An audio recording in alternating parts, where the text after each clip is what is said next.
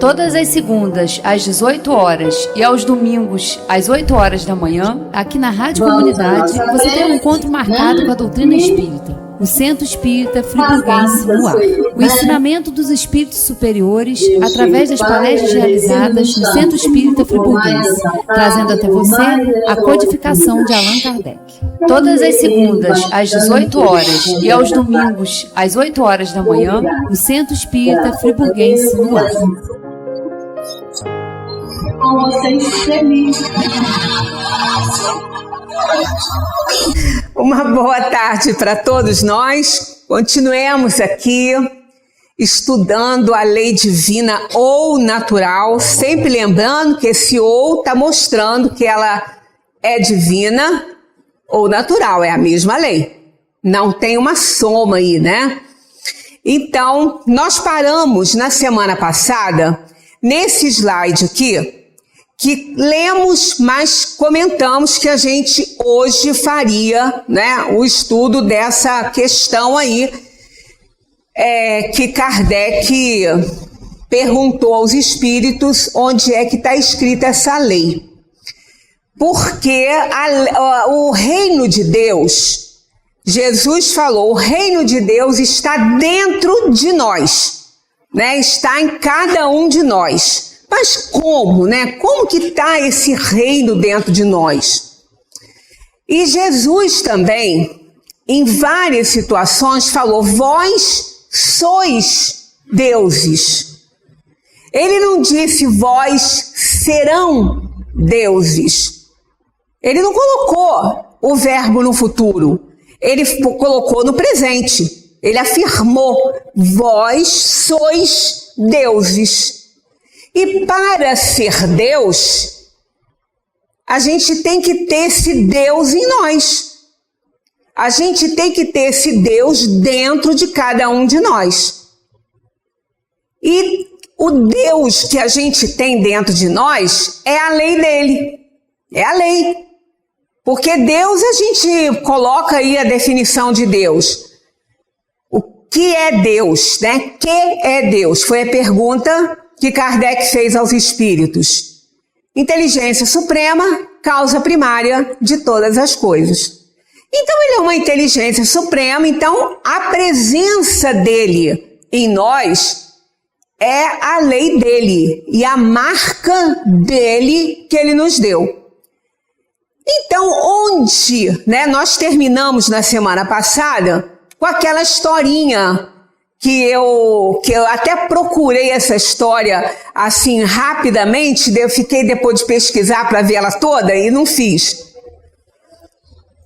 Aquela lenda dos índios Silks dos Estados Unidos, que quando o índiozinho está passando, né, para a puberdade, a adolescência, ele está mudando de fase, então o cacique faz umas cerimônias e conta algumas histórias, e essa está sempre presente, né?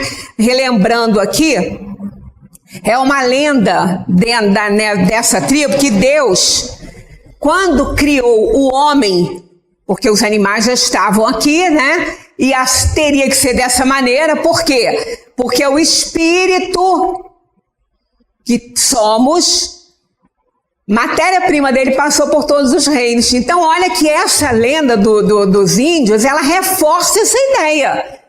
Que nós temos o princípio espiritual que deu origem ao espírito que somos hoje. Esse princípio passou por todos os reinos.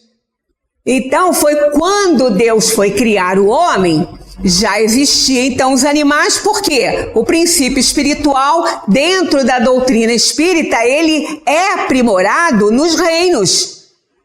Ele vem sendo trabalhado nos reinos, evoluindo ali. Então essa lenda dos Silks, ela me chamou a atenção na época porque ela afirma isso.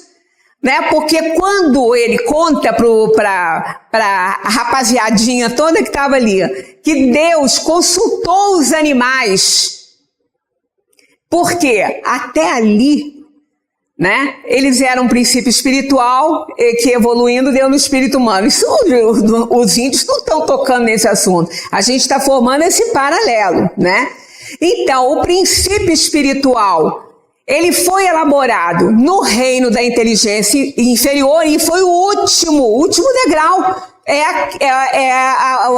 O reino dos animais, é o último degrau. Então ele quis mostrar que realmente eles ali representavam o ser mais importante da criação, porque era o último estágio do princípio espiritual, o reino animal. Então eu estou fazendo esse paralelo entre essa lenda e a doutrina, mas que ele então Deus foi perguntar aos animais onde ele colocaria um grande tesouro que ele ofereceria, que ele presentearia o ser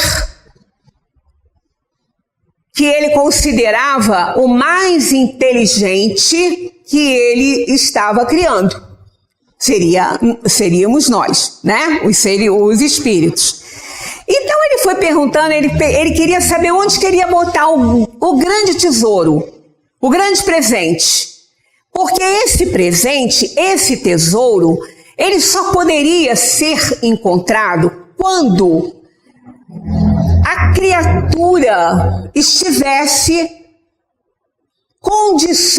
quando ela tivesse condições de entender, de usar bem aquele grande bem que ele colocaria como presente que ele daria a esse ser importante da criação. Então ele perguntou aos animais aonde queria botar, porque a criatura ia ser tão inteligente que ela seria capaz de encontrar aonde ele escondesse aquilo, ela encontraria.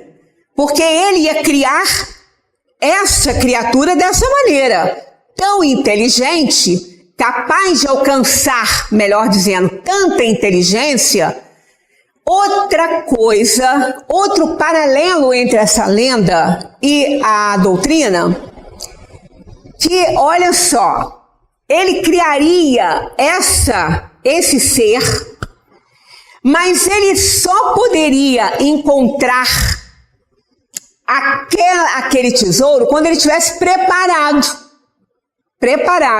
Então, não era de imediato que ele poderia usufruir daquele grande presente. E o que a gente aprende na doutrina? Que o espírito é criado simples e ignorante, olha aí. E que aos poucos ele vai se desenvolvendo. Aos poucos ele vai conhecendo coisas que vão lhe dar oportunidade de boas escolhas, né? Então, olha só, aquele presente, aquele tesouro que só poderia ser encontrado quando ele estivesse preparado.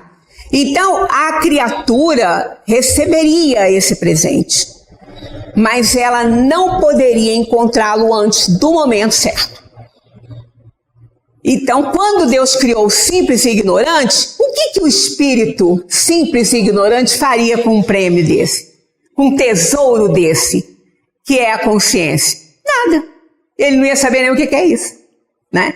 Então, olha esse paralelo dessa lenda, dessa tribo indígena com a doutrina espírita na questão da origem do ser, né? Na origem do espírito, não vou nem dizer do homem, mas do espírito, feito à imagem e semelhança de Deus.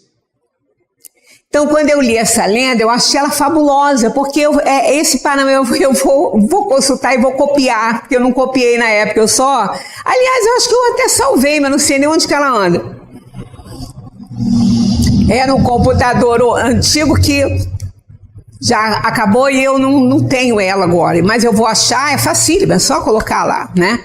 Google dá tudo pra gente, né? Então, a gente vai entender por que Deus... Já entendemos por que Deus perguntou aos animais, porque até então os animais eram os seres mais inteligentes da criação. Eles que poderiam dar essa ideia. A águia, lógico, né? O que ela falou? Coloca nas alturas, porque só eu chego lá, o homem nunca chegaria. Aí ele falou, vai chegar, o homem vai chegar onde vocês nem imaginam, vai chegar. Aí o peixe veio, não, vamos botar lá bem no fundo do mar, que lá o homem não vai. Vai. Porque Deus sabia o que ele estava criando, quem ele estava criando, a sua imagem e semelhança, com o poder criador de Deus. Então ele sabia que ele ia achar aquilo em qualquer lugar que ele colocasse ia achar. Ele sabia, mas ele queria que isso viesse do animal, que até então era o ser mais importante, mais inteligente da criação. Aí chegou, vários animais deram ideia, para a gente não demorar muito da Lene, e eu também não sei ela toda, esqueci uma parte, só sei que quando o tatu quis falar, os outros começaram a fazer bullying com ele. Que você é um buraqueiro, a única coisa que você sabe fazer é cavar chão, não sabe fazer mais nada, cavar buraco. Aí ele falou, mas eu quero falar. Aí Deus falou, não, ele tem que falar, ele tem que dar a opinião dele. Aí ele falou, coloca dentro deste ser que o Senhor vai criar, que é o lugar que é o último lugar que eles vão procurar, é onde eles vão demorar muito para achar. Então coloca dentro de cada um. Aí a gente vê esse paralelo também com as palavras de Jesus. Onde está o reino de meu Pai? Está dentro de nós. Porque foi lá que ele colocou essa preciosidade, esse tesouro. E qual é? A consciência. A consciência. Então veja bem, a consciência ela não é a alma. Ela está nela. Tá vendo? Ela é um atributo da alma. Ela não é a alma. Ela está na alma. Na sua parte mais profunda, na sua parte mais linda, que é aquela onde que ela se liga com o Criador. Que ela se liga com o seu Criador. É ali, é aquela parte mais profunda do ser, né? Do pensamento, da alma. É ali que ela está. Essa consciência ele colocou no âmago da alma, dentro de cada um. Então aqui, quando Kardec fez essa pergunta, onde está escrita a lei de Deus? E eles, sem dúvida, na consciência. Então, porque esse tesouro não é só a consciência, é o que colocou nela. O tesouro é a sua lei. O tesouro é a lei que ele colocou na consciência quando ele criou o espírito simples e ignorante. Agora, por que ele não poderia encontrar essa lei? Por que essa lei não poderia ser encontrada? Porque o homem não saberia o que fazer com ela. Não saberia. Se a gente der um compêndio de física para um aluno de ensino médio, hein? Não é nem do fundamental, de ensino médio, ele vai abandonar aquilo do lado. Pouco que eu conheço de física, nem sabia disso aí não. Muito complicado. Ele vai largar para lá. Se der para uma criança, então, ela vai fazer aviãozinho de papel, vai arrancar as folhinhas, fazer avião de papel. Por quê? Ela não sabe nem o que é aquilo. Então essa lei que ele colocou na consciência, na parte, no âmago da alma, ela só poderia ser encontrada quando o homem estivesse preparado para entendê-la, para conhecê-la. Enquanto ele fosse simples e ignorante, ele não conseguiria entender nada ali. Seria aquele livro que ia dar para uma criança, que ia rasgar para poder fazer aviãozinho, né?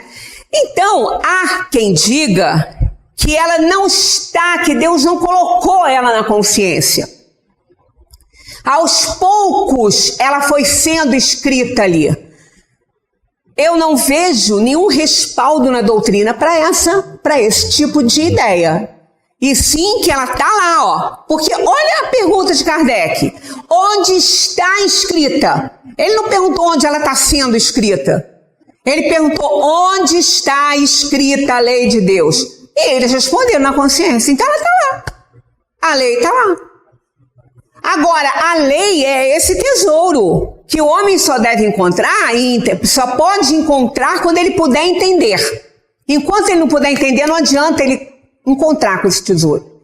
E isso vai acontecendo à medida que ele vai se desenvolvendo, que vai conhecendo, que vai tendo poder de escolha.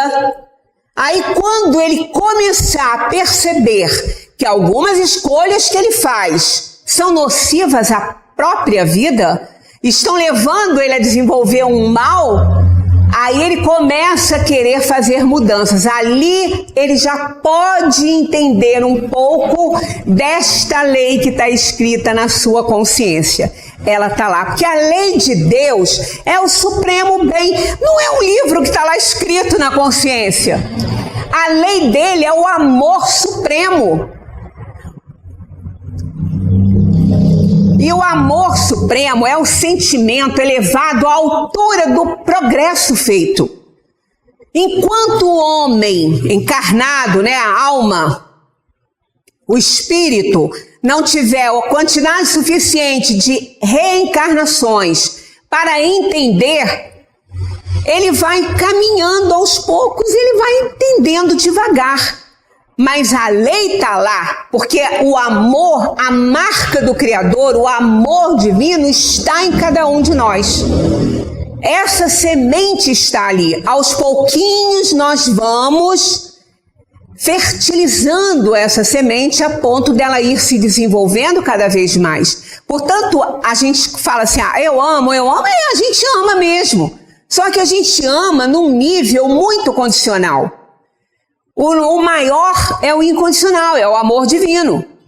Então a gente só vai realmente entender, compreender esse sentimento por excelência quando a gente se tornar um espírito puro. Até lá nós vamos ainda caminhando e ainda mescladinhos de inferioridade. Nós estamos no nosso melhor momento, se formos comparar com o que já vivemos, mas no pior, se formos comparar no que a gente ainda tem para viver. Por quê? Não estou falando de vida material, e sim de vida espiritual, que é eterna. Melhor dizendo, eterna não, imortal, porque eterna não teve princípio nem fim, e a gente teve princípio. Então nós somos imortais. Então, a cada conhecimento, a cada progresso, amplia-se a nossa capacidade de amar e de conhecer essa lei, que é o amor divino que está em cada ser, em cada consciência. Encarnados, somos um universo em pequena escala onde se manifestam leis físicas e morais, atuando simultaneamente em nossa organização corporal e espiritual. E é o estudo e a compreensão dessas leis morais que vão fazer que a gente entenda cada vez mais e pratique cada vez mais a lei que está na nossa consciência, que é o amor divino, é o amor de Deus. Olha o que está na Gênesis, que aí a gente entende não só a lenda dos Silks, como o que a gente está aí aprendendo na doutrina espírita. Olha o que está na Gênesis. O espírito não chega a receber a iluminação divina que lhe dá simultaneamente com o livre-arbítrio e a consciência a noção de seus altos destinos. Olha aí a consciência, é isso aí. A consciência é aquilo que está em nós, na nossa alma, que nos dá a noção dos nossos altos destinos. Ela é que faz isso. Então ela é aquela parte mais pura, mais grandiosa da nossa alma. É a consciência. Então olha que interessante, olha. O espírito não chega a receber a iluminação divina. Quer dizer, ele não acha aquele tesouro, aquele presente, enquanto ele não tiver condições de entender. Aqui, sem haver passado pela série divinamente fatal. Olha que linda essa construção aqui, divinamente fatal. O que é fatal? Fatal é que não tem nenhuma possibilidade de nada. Fatal. E divinamente fatal é a fatalidade divina, é de Deus isso. Então essa expressão divinamente fatal aqui é linda, sem haver passado pela série divinamente fatal dos seres inferiores.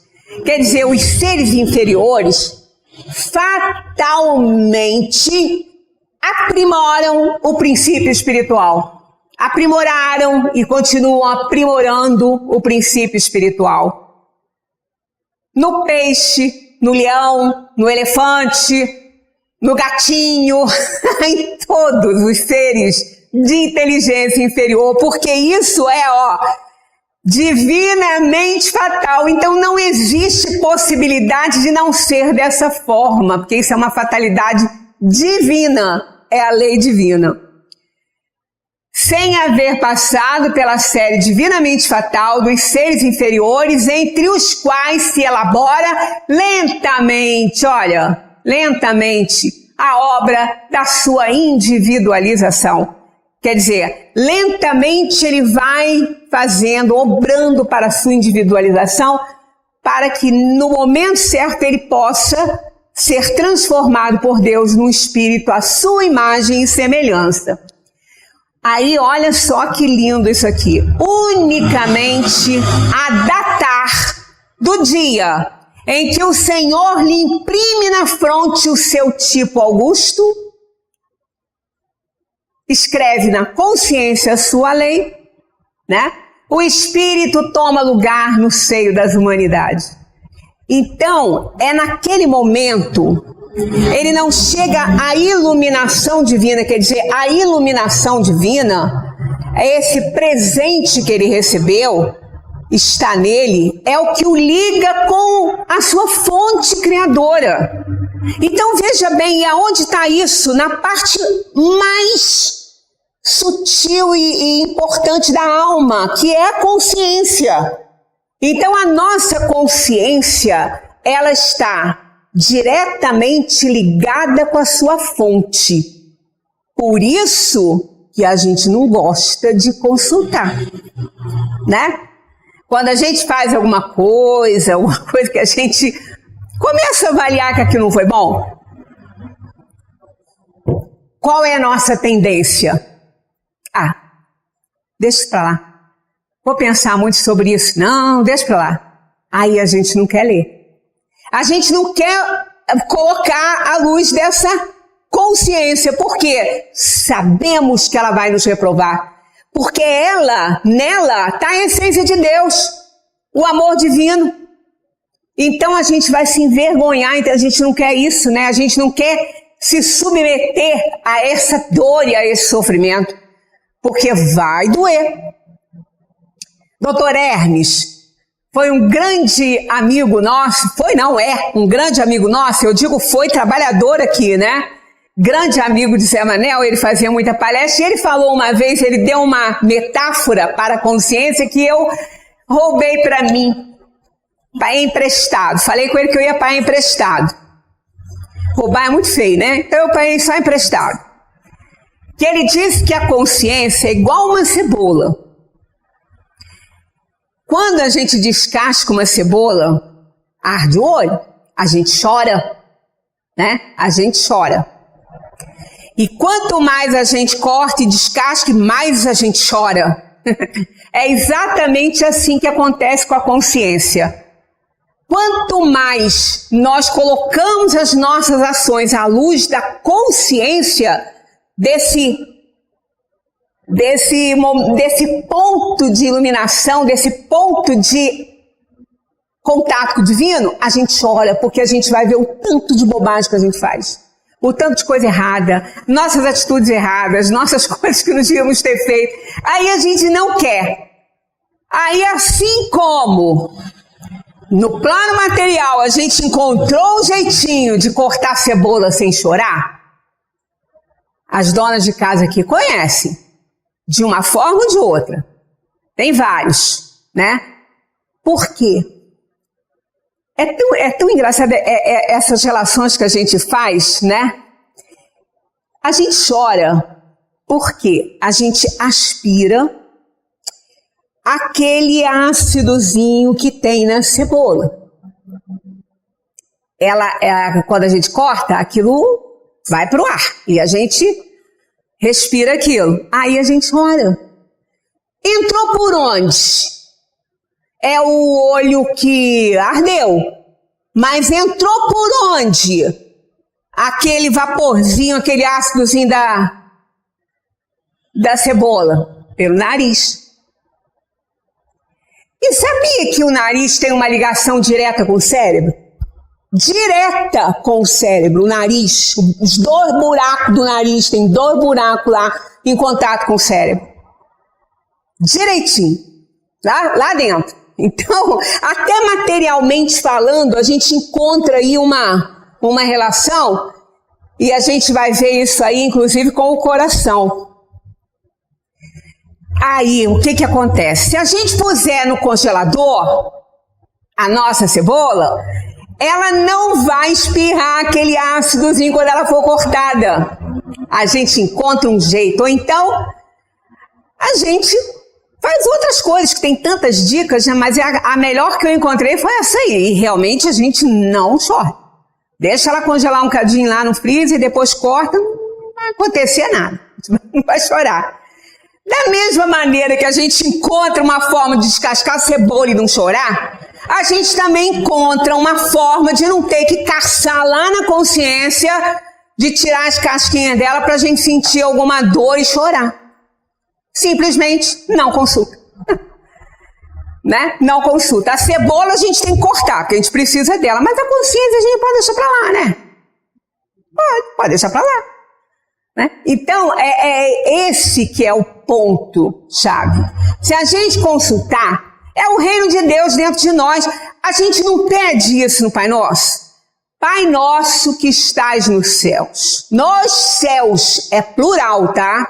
Nos céus, é assim, em hebraico. Nos céus, santificado seja o vosso nome, venha a nós o vosso reino. Se eu estou pedindo que o reino venha e ele já está em mim, eu tenho que encontrar com ele em mim. O que adianta eu estar pedindo isso se eu não quero nem encontrar com ele? E esse reino de Deus está onde? Na consciência. Então é ela que eu tenho que consultar todo o tempo. Quando a gente ora o Pai Nosso, a gente não imagina o que a gente está pedindo ali. Tem horas que eu não me sinto digna de fazer essa oração. Não me sinto digna em algum momento, né? Porque quando eu olho o que eu estou pedindo ali, eu nem sei como eu me sinto ali. Porque é tão grandioso que a gente pede ali, tão grandioso, que a gente às vezes tem até vergonha. Diante de determinada situação, a gente, né? A gente tem que estar um pouquinho preparado para essa prece. Então, unicamente a datar do dia em que o Senhor imprime na fronte o seu tipo augusto, o Espírito toma lugar no seio da humanidade. Imprime na fronte, é a marca do Criador, é a marca de Deus em nós. Ali Ele nos colocou o reino, deu o reino para cada um de nós. E aí é o momento que a gente vai se comprometendo com Deus para desenvolver conhecimento suficiente que nos ajude a melhorar as nossas escolhas, para entender melhor essa lei grandiosa que é o amor divino. Descartes, na terceira de suas meditações metafísicas, declara que a ideia de Deus está impressa no homem, como a marca do obreiro na sua obra. Né? Descartes foi um grande auxiliar da doutrina. Né? Essa ideia de Deus é inata no homem e o impele à perfeição. Impele à perfeição. Né? Empurra a gente para a perfeição, para a perfeição. Então, impele, olha só, essa ideia de Deus essa ideia de Deus é inata no homem e o impele à perfeição. Ela decorre do princípio da reencarnação, que foi provado pelo Espiritismo através de pesquisas. Por outro lado, as ideias de Deus, da sobrevivência, do bem e do mal, existem e sempre existiram entre todos os povos. A lei de Deus está escrita na consciência do homem como a assinatura do artista na sua obra. Isso aqui é de Herculano Pires, foi a nota do tradutor. Quem tem os livros de Herculano Pires tem esses presentes aí. Tem essas notas que ele coloca que são maravilhosas. O corpo possui regras que, quando não são respeitadas por nós, nos fazem sofrer. A gente tem esses exemplos na parte palpável, tangível, né? Onde a gente pode ver ali diretamente. Porque com essa questão do reino de Deus estar dentro de nós, a sua marca na nossa consciência parece que está tão longe. E está em nós. Olha aí, está tão perto porque está em nós. Mas a gente acha que Deus está tão longe, está tão distante. Não, Ele está em cada um de nós. Ele está ali, em cada um de nós. E Ele estabeleceu leis na nossa esfera da Terra, né? Ele colocou os corpos de maneira que é difícil até de entender esse mecanismo todo. O cérebro, por exemplo, como é difícil entender. Eu estava escutando uma entrevista de um neurologista, ele estava falando, a gente, por mais que a gente estude, a gente não consegue entender esse funcionamento e o que ele é capaz. Do que ele é capaz. A gente não consegue, a gente está caminhando, estudando. É difícil saber esse mecanismo todo. É tudo tão perfeito, é a máquina mais perfeita que existe. Então, se nós transgredirmos qualquer lei nesse organismo, a gente sofre. E é tão visível isso, basta comer o que faz mal. Não é a comida que faz mal, não. Aquela pessoa que passa mal com aquela comida. Se ela comer, ela vai passar mal. Outra vai comer, não vai sentir nada. Então, se ela sabe que aquilo para ela é uma lei, não é lei para os outros, mas para ela não come, porque senão ela vai passar mal. Ela transgride, ela passa mal. Então, o que ocorre na organização, nós, fisicamente falando, nós somos um universo completinho, com todas as leis. Todas as leis. Inclusive, a lei de Deus na organização física. Ela está no coração. Na organização física, ela está ali. Depois a gente chega lá, mas só para adiantar um pouquinho, 21 dias depois da fertilização do óvulo, o coração se forma. 21 dias depois. E sabe aonde? Na região encefálica, na cabeça. Eu não digo isso porque eu não sou médico, não sei de nada. Eu escutei isso do Dr. Sérgio Felipe, que por acaso eu adoro, escuto todas as entrevistas, ele é maravilhoso. Dr. Sérgio Felipe de Oliveira. Ele estava explicando isso na questão da fisiologia, né? A lei está escrita na consciência, mas essa consciência é a primeira que se forma no corpo físico. Aqui já não estamos falando de espírito, e sim do corpo físico, desse corpo maravilhoso, essa máquina perfeita. Porque o coração, 21 dias depois, ele se forma na região encefálica. Então ali já tem consciência na parte física. Depois ele desce para a caixa torácica e deixa um coração de artérias e veias no cérebro. Ele deixa todo um enraizamento ali diretamente com ele. Então, o coração está diretamente ligado ao cérebro pelo sistema circulatório.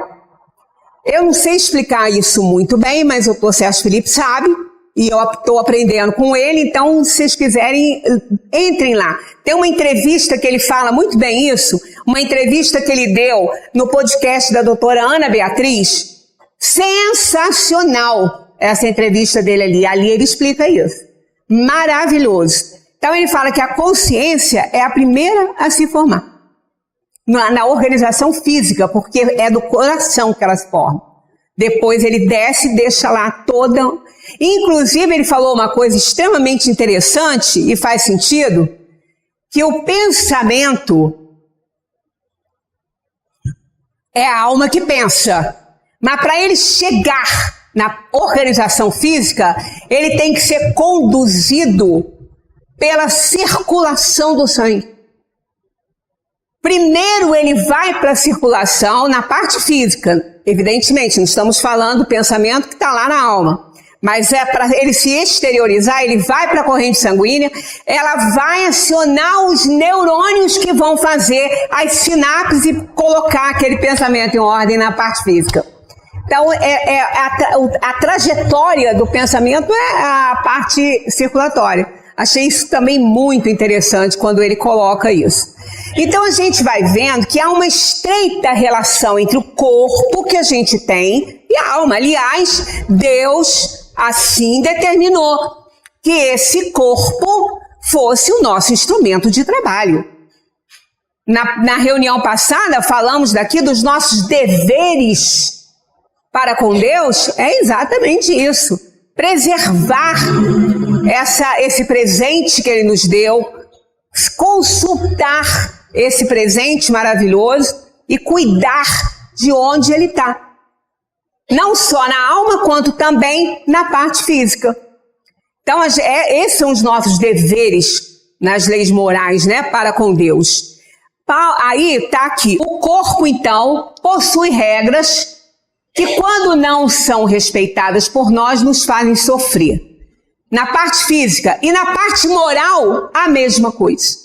A mesma coisa. Todas as vezes que nós não somos impecáveis ao pensar, falamos isso aqui domingo agora, quando falamos de pensamento, quando nós não somos impecáveis ao pensar, e ser impecável é pensar sem erro, não estar errando. Ah, mas a gente não sabe, então tudo bem, a gente aprende por tentativa e erro. Agora, no momento que aprendeu que está errado, joga-se fora, não permanece. Senão a gente vai estar abdicando da maior conquista do ser humano, que é o raciocínio sem limite, feitos à imagem e semelhança de Deus, esse poder de amar e de criar. Então, nesse caso, nós temos que compreender que o sofrimento maior é na alma.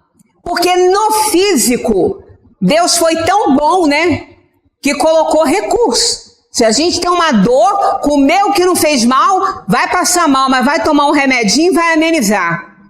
Tem uma outra dor, toma um analgésico e vai amenizar. Agora, a dor da alma, não. Aí Paulo, esse grande apóstolo de Cristo, que aquilo realmente é uma conversão, né? Que ele era Saulo, se converteu ao cristianismo, que ele perseguiu, mas após a visão de Cristo na estrada de Damasco, ele se converteu porque ele viu que Cristo era a realidade que ele não estava conseguindo enxergar. Então ali ele começou a fazer uma série de coisas e ele precisava de resgatar muito para poder alcançar o nível, né, que ele gostaria dentro da ideia de Jesus. Jesus ficou auxiliando ele o tempo todo. Então ele disse isso aqui, e isso é uma realidade na vida da gente. O bem que quero não faço, e o mal que não quero, esse faço. Por causa da nossa desobediência à lei, por causa da nossa inferioridade, das nossas paixões muito enraizadas. Às vezes a gente quer fazer uma coisa boa, a gente até tentou e não deu certo, mas, poxa, o bem que eu quero eu não faço, mas o mal que não quero, esse aí eu estou sempre fazendo. A gente tem que ficar igual o Paulo, né? Isso faz parte da nossa natureza evolutiva. Não é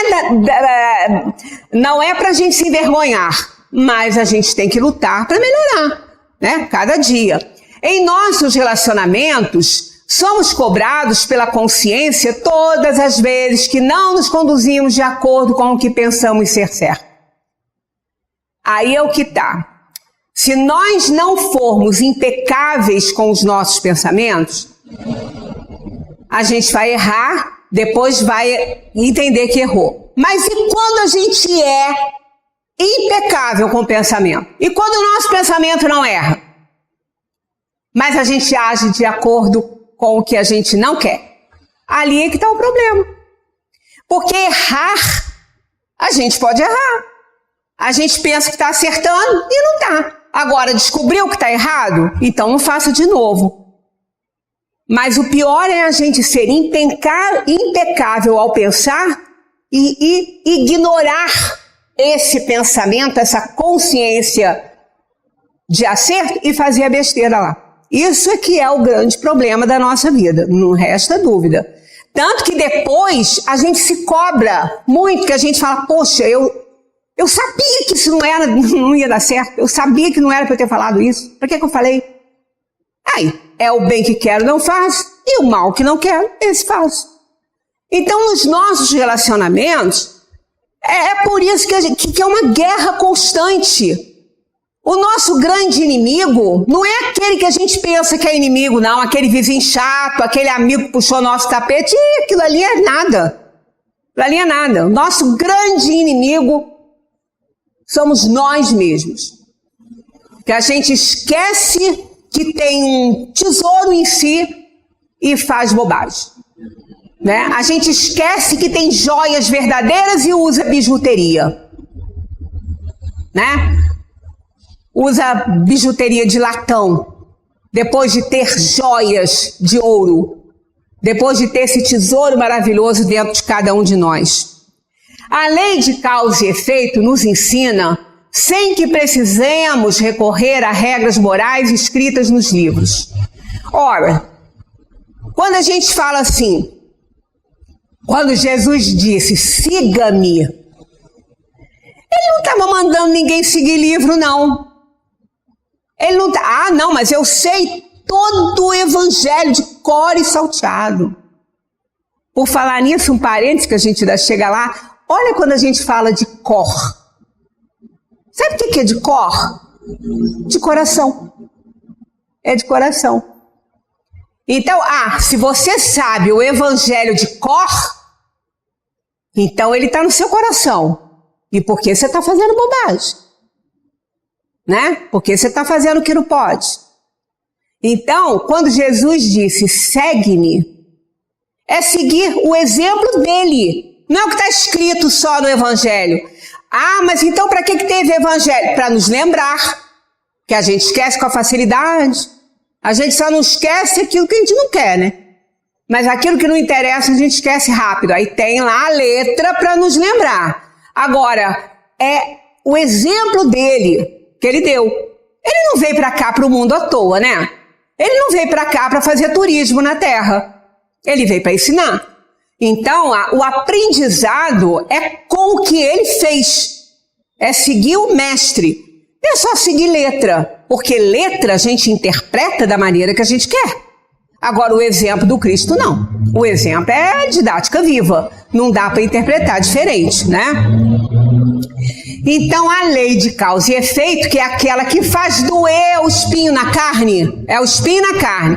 A gente não liga. Agora, a hora que espeta, a gente grita. Espetou, doeu. Então, aí é a lei de causa e efeito. Quando aquilo dá dor no corpo, aí a gente toma jeito. Né? Quando aquilo começa, o médico fala assim, fulano, faz exercício. Não come certas coisas, não. Faz uma dietinha. Senão você vai passar mal. Para de fumar. Ih, o sujeito nem escuta isso aí. A hora que ele infarta, ele para lá, no hospital. Aí o médico, eu não avisei pro senhor que o senhor tinha que se colar de comedido. Aí ele resolve fazer, né? Ele resolve fazer tudo que o médico está mandando, por quê? O espinho doeu, espetou na carne. Para que a gente tem que deixar o espinho espetar? A gente sabe que ele existe, gente. Se a gente sabe que a rosa tem espinho, para que você vai chapar a mão no caule dela? Vai com jeito.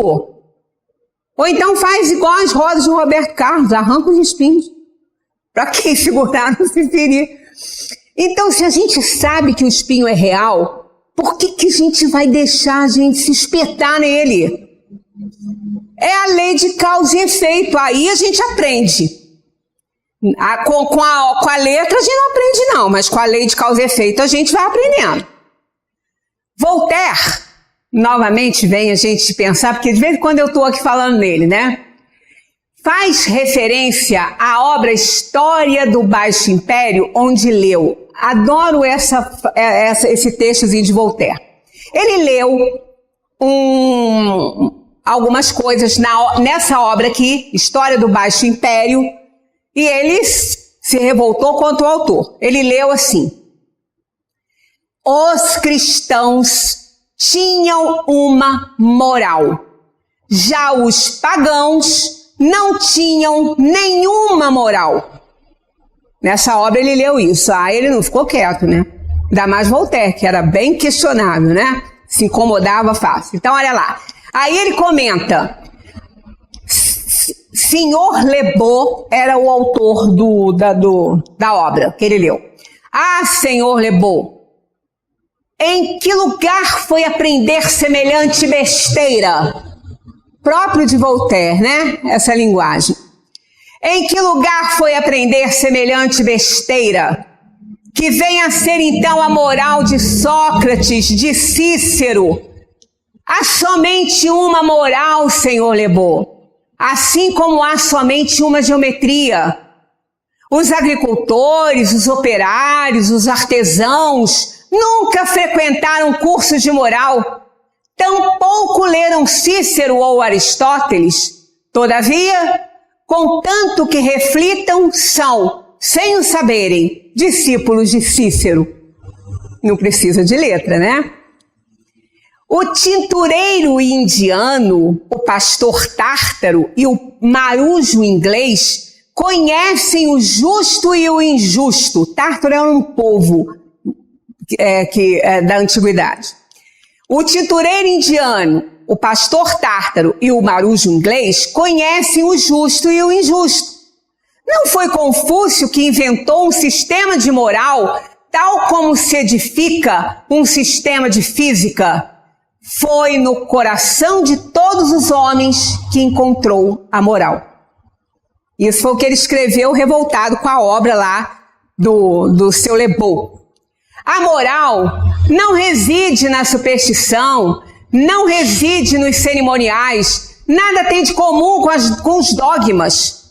Nunca será demais repetir que todos os dogmas são diferentes e que a moral é a mesma em todos os homens que usam a razão. Em suma, a moral vem de Deus, como a luz. As nossas superstições são apenas trevas e a moral está no coração dos homens. Então, ainda falavam que Voltaire era ateu, né? Combatendo lá o senhor Lebeau. Nós não precisamos de letras. Ninguém precisa de frequentar Harvard ou de ser doutor, de carregar um DR na frente para ser moralizado. Até que a gente vê isso na prática, né? A gente vê ignorante lá na ONU. Todos lá têm DR na frente de algum doutorado. Tem. Mas vai ver a moralidade. Se eles realmente fossem moralizados, o mundo não estava do jeito que está, né? Então a gente vê que isso aí, conhecimento e sabedoria, são duas asas que precisam estar em equilíbrio, ou então o passarinho não voa se tiver uma asa quebrada. Então, essa parte a gente não precisa. A gente encontra, às vezes, naquela pessoa que está nos prestando um serviço, que não sabe assinar nem o próprio nome. Ainda existe isso, e não é só no interior, não. Pessoas que têm que carimbar o dedinho porque não sabe assinar. Verdadeiros exemplos de moralidade. Então não é na letra que a gente vai encontrar, só na letra que a gente vai encontrar conceitos de moral, né? A moral vem de Deus, como a luz. As nossas superstições são apenas trevas. A moral está no coração dos homens. Voltaire. Aqui a gente vai ver o doutor Sérgio Felipe falando, ó. Doutor Sérgio Felipe nos esclarece. Não tem cérebro sem circulação sanguínea, pois ela vai ativar a área cerebral que vamos usar. Logo, a vontade passa pelo sistema circulatório. A vontade, leia-se pensamento, emoções, porque o que são pensamentos? Falamos sobre isso domingo. Pensamento é emoção, é desejo, é ideia, né? Então, leia esse pensamento aqui. A vontade passa antes pelo sistema circulatório. Não é sem base que o coração, do ponto de vista espiritual, é a sede da consciência. É a sede da consciência, o coração. Porque se não tiver coração, não tem nada. Não tem cérebro funcionando. Porque para um cérebro funcionar, ele precisa de estar irrigado, né? Para o corpo funcionar. Tanto que quando há uma morte cerebral, o que acontece para um doador de órgãos? Tem que manter o coração funcionando para os órgãos não morrerem, porque o cérebro já morreu, não tem condição de vida. Mas o corpo precisa funcionar para poder continuar o órgão vivo, senão não vai servir para fazer o transplante, não é? É na área pré-cordial, essa área aqui, é na área pré-cordial que está a manifestação da consciência mais profunda, onde está a maior concentração de energia vital. E até os próprios estudiosos dessa área aí, né, fora da parte física, já estão percebendo isso, né, quem vai além, né? E ele afirma, não se forma o coração sem a força do Espírito. É ele. Somos nós que formamos isso. 21 dias depois que os nossos pais se uniram sexualmente e fecundaram o óvulo, 21 dias nós formamos o nosso coração, né? Porque quem forma é o Espírito. O Espírito é que conduz, ele usa o material genético dos pais, mas é ele que forma, é ele que dirige. Através dos fluidos do perispírito, de uma extensão dos fluidos que vão para o útero materno fazer. Quanto mais próximo da reencarnação, mais esse contato se estreita. No início são fluidos que vão para lá e continuam, como se fosse um funilzinho, né? Uma ampuletazinha, vamos pensar numa ampuleta. No início ela está cheia em cima, quando termina, que a hora passou, né? Ela foi tudo pro fundo, aí tá os fluidos do perispírito lá, naquele corpo que ainda não recebeu o espírito, porque o espírito está fora. Aí a hora que nasce, que ele chora, ali inicia-se a encarnação do espírito. Então é muito lindo isso aí, né? Então essa afirmação dele aqui é maravilhosa. Não se forma o coração sem a força do espírito. Na 631, Kardec pergunta: o homem tem meios para distinguir por si mesmo o bem e o mal? E eles dizem sim, quando ele crê em Deus e quando quer saber. A gente tem que querer, gente. A gente tem que desejar. A gente tem que pensar. Sabe que na homeopatia, até na própria etimologia da palavra pensar, é cuidar. Pensar é cuidar. Antigamente, os homeopatas falavam: vou pensar esta ferida, vou cuidar desta ferida. Então, o pensamento é a alma, né? Ela que pensa, são os nossos desejos, as nossas aspirações, as nossas emoções. Então, o homem tem meios para distinguir, sim, mas ele tem que querer saber, ele tem que desejar isso. Ele tem que pensar isso. Senão ele não vai compreender o que é o bem, o que é o mal. Ele não vai, tanto que às vezes não interessa, então ele não quer saber. Porque ele deseja continuar do jeito que ele é, então ele vai querer se comprometer com o conhecimento? Não vai. Larga para lá, né? Então é por isso que eles responderam: ter tem. Quando ele crê em Deus, por quê? Se ele não for deísta, para que ele quer saber isso? Ele vai morrer e vai acabar. Ele vou aproveitar a vida enquanto eu posso.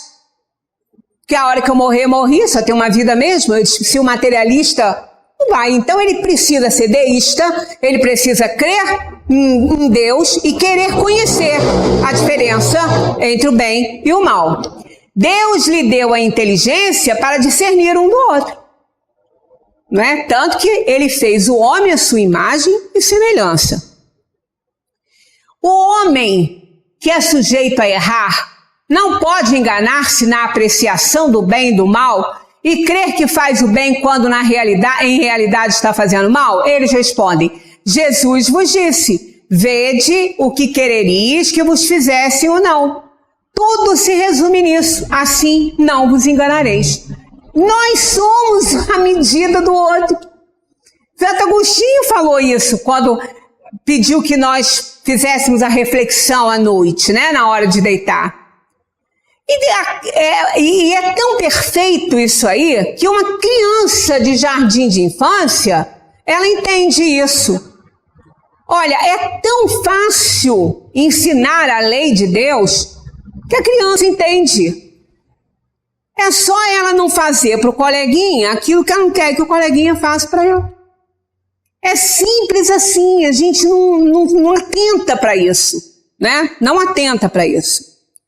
Quando comeis demais, isso vos faz mal. Pois bem, é Deus que vos dá a medida do que vos falta.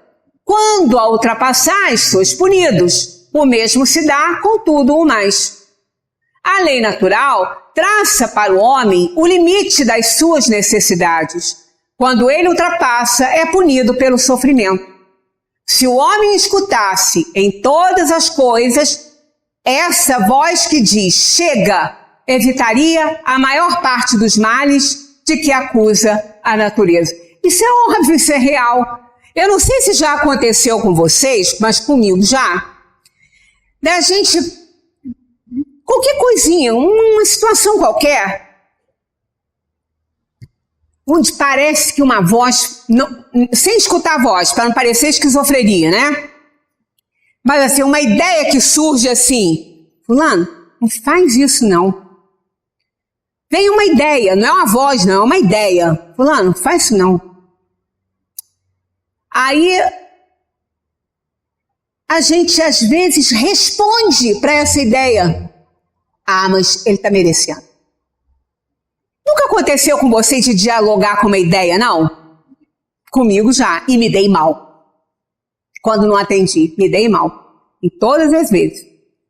Quando eu dialoguei, que eu contestei, eu me dei mal. Isso é o quê? É aquela voz da consciência. Não é nenhum espírito falando. É a voz da consciência. Às vezes nem é o anjo da guarda. Às vezes é a própria consciência. Quando a gente vai tomar uma atitude, a consciência: fulana, não faça isso. Aí a gente: ah, mas ele está merecendo. Pronto, acabou. Fez o que não devia. Como Voltaire disse, fez a besteira. Né? E aí não tem volta. Então a lei natural traça para o homem o limite das suas necessidades. Quando ele o ultrapassa, é punido pelo sofrimento. Se o homem escutasse, então, em todas as coisas essa voz que diz chega, evitaria a maior parte dos males de que acusa a natureza. Isto é fato. Nós estamos lá alcançados pela hora, vamos ter que parar, mas eu acho que ainda tem bastante coisa para a gente analisar dentro dessa questão aí da lei divina ou natural. Muita paz para todos. Que continue numa boa sintonia, porque ainda tem carnaval. Domingo falamos sobre sintonia, né? Que a gente continue com um pensamento muito bom para não ser aí influenciado pelas vibrações que essa festa sempre traz e elas não são boas, né? Muita paz para todos.